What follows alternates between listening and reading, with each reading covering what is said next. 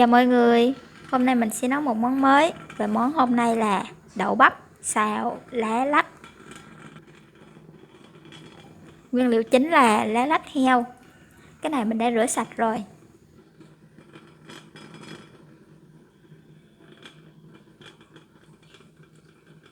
Ngò rí, đậu bắp nè, nấm rơm, cải bẹ dúng. Rửa sạch tất cả các nguyên liệu này trước khi chế biến.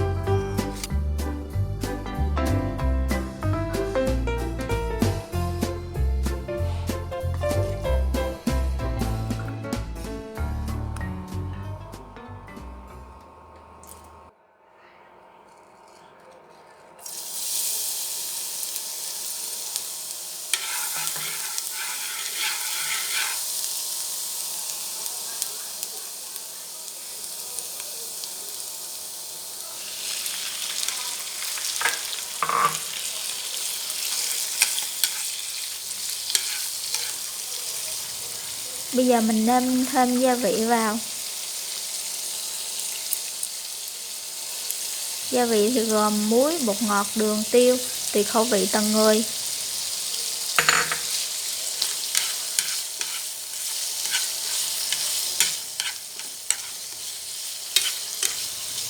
Xào chín nha mọi người. Đến khi lá lách đã xào chín thì thêm lần lượt các nguyên liệu khác vào. Nếu chảo to có thể cho vào chung một lần luôn.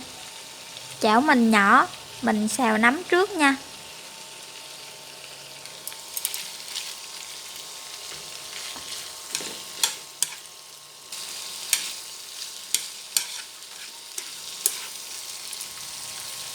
Tiếp theo là đậu bắp nè.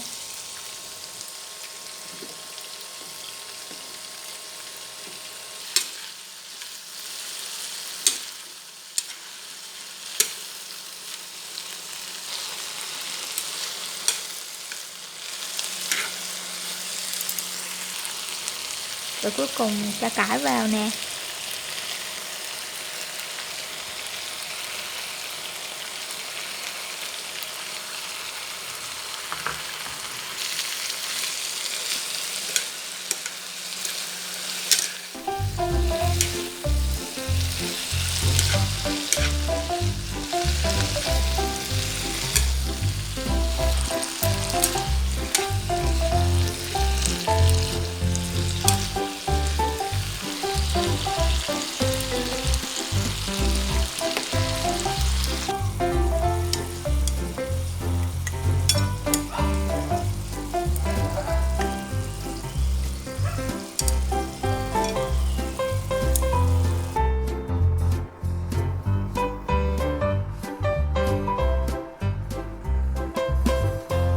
Chúc mọi người ngon miệng với món mới này nha.